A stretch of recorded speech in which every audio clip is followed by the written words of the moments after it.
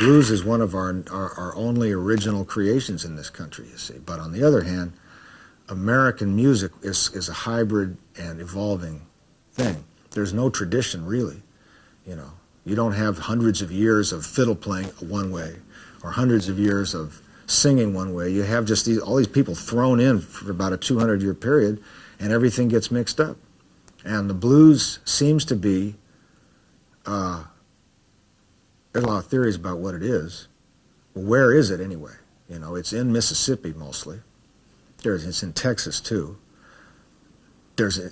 You have blues suddenly became a popular thing, and everybody was told, you know, have you got any people in this little town who can sing the blues? And somebody says, I do.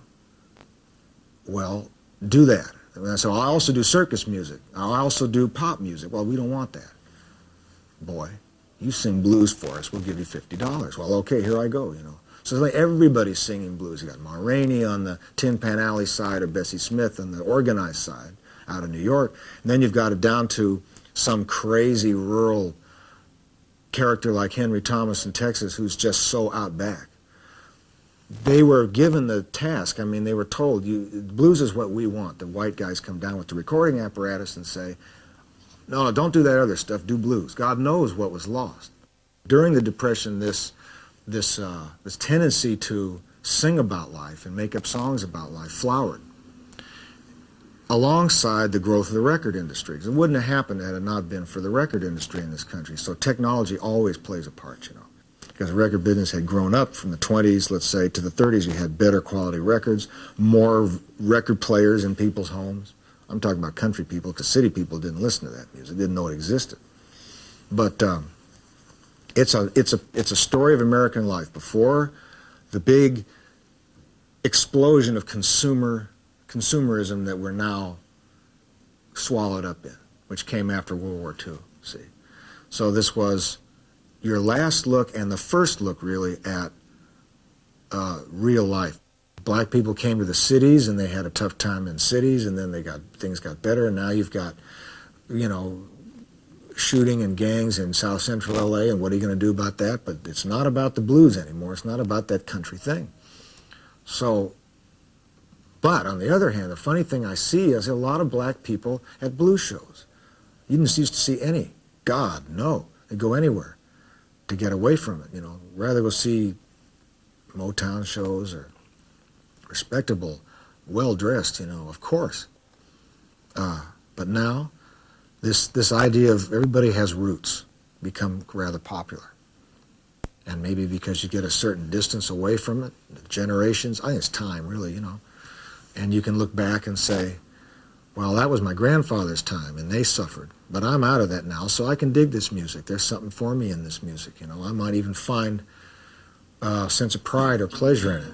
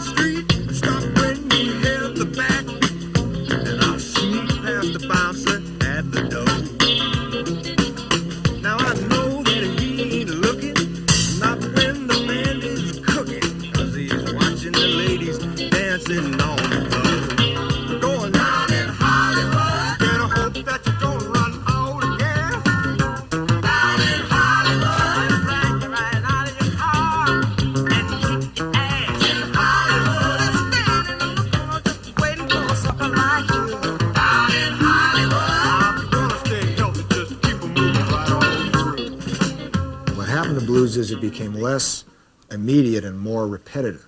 So it was like, my baby done left me times 5 billion.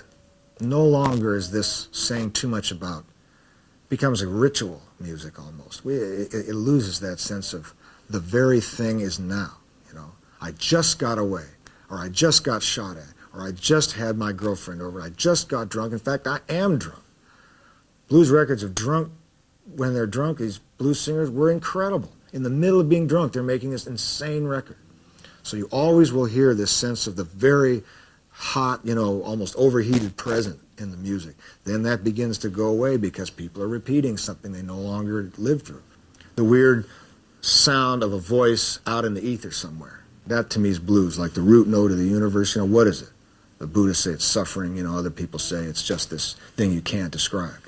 Then you begin to complicate it and you make up funny verses and you add horns and drums and bass, and pretty soon all you have is My Baby Done Left Me. You don't have anything left of that crazy, weird, strange, amorphic thing that nobody can identify, and then it turns into a way of selling Levi's and jeans, and the rock and roll is dead, so people want to have fun, so they listen to blues, and they go get the beer, and they go get the jeans, and they go get the cigarettes, and then it becomes a huge industry, and then we're sitting here talking for TV long after this music is like, where is it at now? Where can you find any blues? And Vim Benders came along with his movies, Paris, Texas movie, and he said, well, please, don't play good music.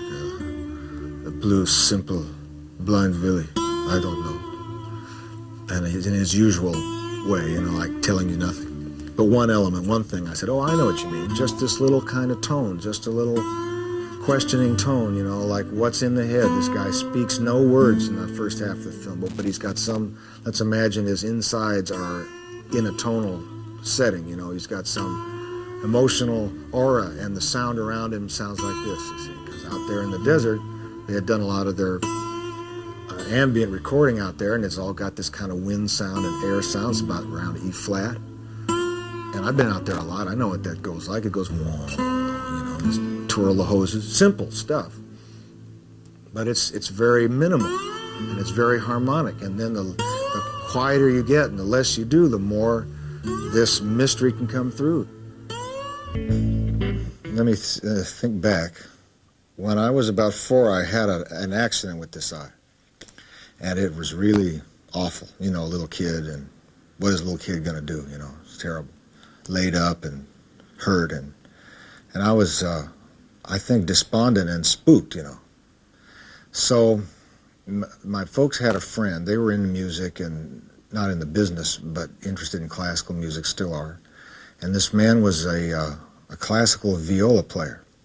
Blacklisted because of the witch hunt and the, communist problems and all those House Un-American activities. The man, fabulous player, but he couldn't get work. Well, they used to hang out a lot, and I think what he seemed to sense that I needed something to do, so he brought me a guitar. I was 4, and he brought me a little tenor guitar about yay big. And I remember lying in bed. It was at night, and he was in the house, and I heard him talking in there, and he brought this thing in. It was dark, in the room where I'm lying in bed. And he set this thing down on my chest, you see, backside down. Oh, what's that? I go, well, it's a guitar. And he goes, strum. And then this, of course, the vibration from the thing, one of the reasons it makes it an interesting instrument, kind of goes down into the body, and it's like, oh. So that was my thing, He had given me this thing to do. I can only look back and think, I was given a kind of a magic carpet,